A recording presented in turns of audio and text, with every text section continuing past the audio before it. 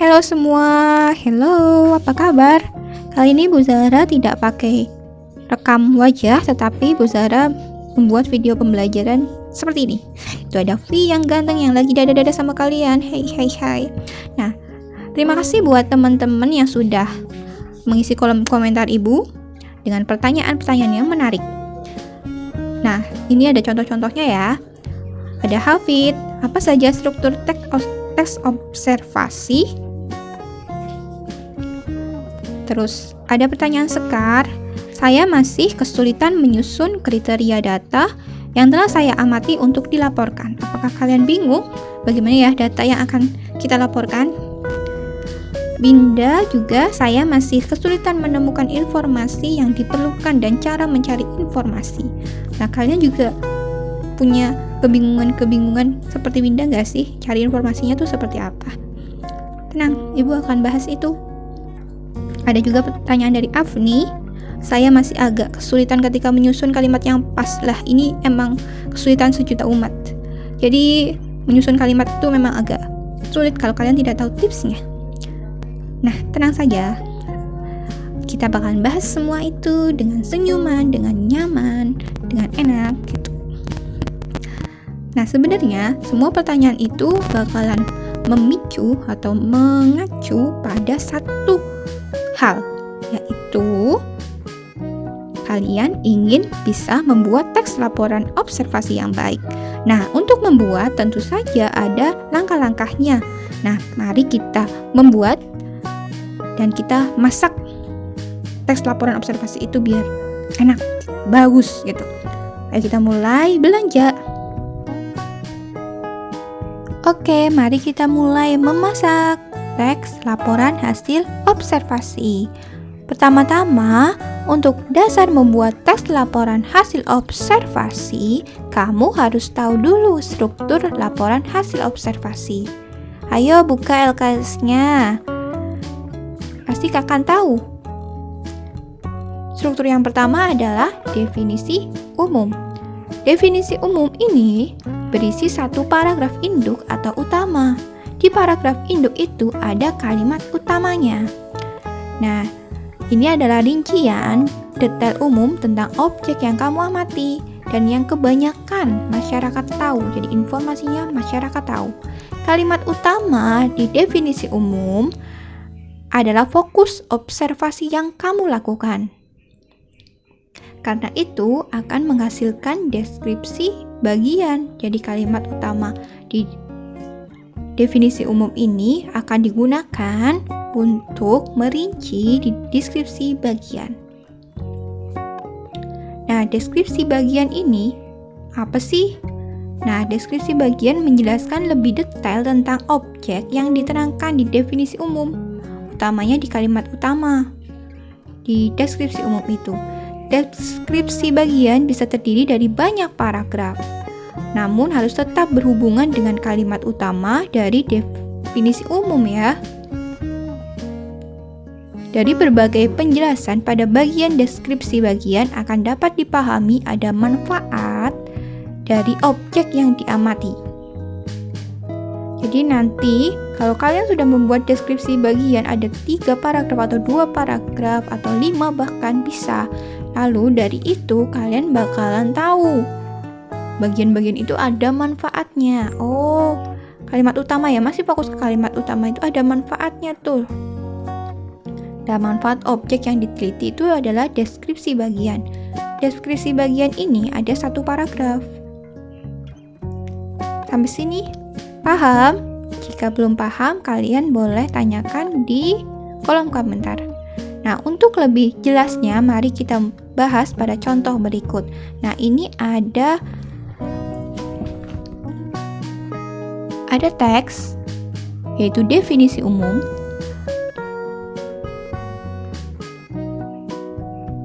Objek yang diamati adalah tradisi karawitan. Nah, kalian bisa lihat di kalimat pertama itu adalah kalimat utama, tradisi karawitan adalah sebuah seni musik etnik yang berkembang di masyarakat Jawa. Itu adalah topik utama yang akan diobservasi. Jadi tentang bagaimana perkembangan karawitan di masyarakat Jawa. Kalimat utama selanjutnya ada kalimat penjelas. Tradisi ini menggunakan alat-alat berupa gamelan dan di dalamnya terdapat tembang yang dinyanyikan.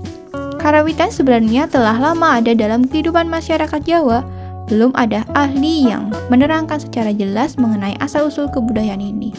Namun disebut bahwa pada dinding Candi Borobudur terdapat relief yang menggambarkan tradisi ini.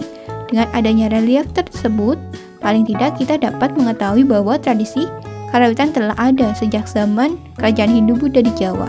Seiring dengan perkembangannya penyebaran Islam di Pulau Jawa, kebudayaan karawitan menjadi salah satu sarana untuk menyebarkan Islam yang dilakukan oleh Wali Songo. Nah, ini tentu saja tentang informasi umum. Ada topik utama di situ. Nah, topik utama itulah yang akan dijabarkan di deskripsi bagian. Nah, di deskripsi umum ini masyarakat sudah tahu bahwa karawitan itu adalah apa pengertiannya ya, berisi gamelan, berisi ini, terus juga ini juga digunakan oleh Wali Songo, itu masyarakat sudah banyak tahu, jadi umum. Nah, tapi fokusnya utamanya di kalimat pertama itu, tradisi karawitan adalah sebuah seni musik etnik yang berkembang di masyarakat Jawa. Jadi bagaimana perkembangan karawitan di masyarakat Jawa? Nah, itulah yang dijelaskan di situ. Lalu di deskripsi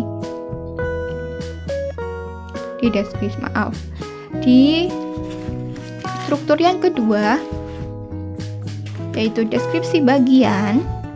Di sini jelas diterangkan bahwa yang pertama, ingat kalimat utamanya itu tadi tentang bagaimana perkembangan karawitan di masyarakat Jawa. Lalu di deskripsi bagian itu diterangkan lebih detailnya. Berdasarkan sumber yang didapat, karawitan Jawa dipelajari secara formal di jurusan karawitan di Institut Seni ISI, Surakarta. Salah satu studi keilmuan yang dipelajari adalah etnomusikologi, yaitu kajian musik etnis dalam konteks budaya. Keeksotisan musik etnik Indonesia, khususnya karawitan, mengundang perhatian penelitian asing untuk mengetahui lebih dekat tentang musik-musik etnik di Indonesia. Pada pertengahan abad ke-20, ahli-ahli dari Belanda, Amerika Serikat, Jerman, dan lain-lain memilih karawitan sebagai salah satu objek penelitian mereka. Nah, bagian yang pertama adalah bagian perkembangan tentang karawitan zaman sekarang. Bahwa di zaman sekarang, karawitan itu ada jurusan karawitan di ISI. Kalau kalian mau masuk ke jurusan karawitan itu, kalian bisa masuk ISI. ISI itu universitas negeri yang berisi seni semuanya di situ. Ada seni teater, ada seni lukis dan sebagainya. Seni fotografi, kemarin kakak kelas kalian juga di situ. Jadi di situ menjelaskan tentang perkembangan karawitan sekarang. Jadi ada banyak sekali ahli-ahli yang meneliti gitu. Jadi ternyata karawitan zaman sekarang masih ada, bahkan menarik gitu tradisinya. Itu di bagian pertama. Jadi bagian pertama tetap ya fokus ke kalimat utama di deskripsi umum, yaitu bagaimana perkembangan karawitan di masyarakat Jawa. Nah, ternyata karawitan itu berkembang bukan hanya di Jawa, bahkan di luar. Jadi itulah yang menjadi topik utama dari paragraf kedua ini di deskripsi bagian. Sampai sini paham ya bagaimana caranya mengembangkan berisi apa aja deskripsi. Nah, yang kedua itu adalah hal yang tidak berubah dari karawitan. Jadi itu juga masih berhubungan dengan perkembangan karawitan di masyarakat ya. Nah, paragraf yang selanjutnya itu dalam tradisi karawitan kita akan menemukan gagasan yang tertuang dalam lirik tembang, tindakan berupa proses, tradisi karawitan, permainan gamelan, dan seni suara. dan keseluruhan proses tersebut adalah hasil karya manusia yang diperoleh dari proses kebiasaan atau belajar. Dengan demikian, kita dapat menggolongkan tradisi karawitan ini ke dalam salah satu bentuk budaya. Jadi, hal yang tidak berubah dari karawitan, dan itulah kenapa karawitan itu disebut dalam satu bentuk budaya. Tapi tetap ya, masih fokus ke kalimat utama dari definisi umum, yaitu tentang bagaimana perkembangan karawitan di masyarakat. Sampai sini masih bingung deskripsi bagian itu gimana? Jadi dikembangkan tetap berhubungan dengan definisi umum, yaitu kalimat utama dari definisi umum itu gitu. Nah, selanjutnya ada deskripsi manfaat. Nah, deskripsi manfaat itu apa sih? Nah, deskripsi manfaat ini setelah kalian membuat deskripsi bagian yang banyak itu, kalian bakalan tahu atau menarik kesimpulan, oh ternyata topik atau objek yang saya amati ini bermanfaat apa ya. Nah, di paragraf ini, satu paragraf menjelaskan tentang manfaat. Coba kita lihat. Masyarakat setempat memiliki kebanggaan tersendiri dengan keberadaan tradisi karawitan. Nah, ini masyarakat merasa bangga. Pengaruh globalisasi yang terus menyerang budaya-budaya lokal tidak mampu mengikis nilai-nilai yang ada dalam tradisi karawitan. Ini dijelaskan ya, mengikis nilai-nilai yang ada di dalam tradisi karawitan dijelaskan di paragraf ketiga ya tadi, deskripsi bagian. Hal inilah yang menjadi sebuah ciri khas daerah Surakarta dibandingkan dengan daerah lain. Oh, ternyata manfaatnya itu membuat masyarakat itu bangga karena nggak ada daerah lain yang punya gitu. Sekolah-sekolah di Surakarta menjadi seni karawitan sebagai salah satu kegiatan muatan lokal. Nah, ini kan dibahas di paragraf 2 ya, tadi di deskripsi bagian kan. Nah, berarti ini diulang lagi di sini. Jadi memberikan kesimpulan manfaat dari deskripsi bagian itu. Tujuannya tidak lain untuk menjaga dan melestarikan kebudayaan masyarakat Jawa, yaitu karawitan.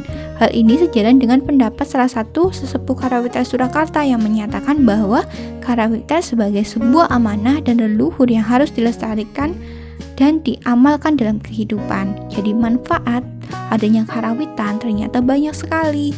Itu menjadi tradisi yang menjadikan bangga orang-orang Surakarta. Terus juga sebagai warisan leluhur yang harus dilestarikan. Nah, itu disimpulkan dari deskripsi bagian. Jadi manfaat-manfaatnya itu harus berhubungan dengan deskripsi bagian. Begitu. Nah, kalau misalnya Oke, sudah paham semuanya? Apakah langkah pertama sudah paham? Jadi nanti langkah kedua bisa. Yang sekarang coba cari kalimat utama dari 4 paragraf tadi. Bisa ya? Sekarang kalian cari kalimat utama dari 4 paragraf tadi. Tadi ada deskripsi bagian, ada definisi umum. Nah, itu kan ada 4 paragraf sama deskripsi manfaat. Nah, itu cari kalimat utamanya. Lalu tulis di kolom komentar. Jangan lupa nomor absen dan kelasnya ya untuk absen hari ini. Kalian boleh kok nonton videonya kapan-kapan, tapi jangan lama-lama. Jadi langsung aja kalau ada kuota langsung nonton. Nah, sudah ya. Nantikan langkah memasak tes laporan observasi berikutnya. Nanti biar kita akhirnya bisa membuat tes laporan observasi yang baik. Sudah, sampai jumpa semuanya. Dadah.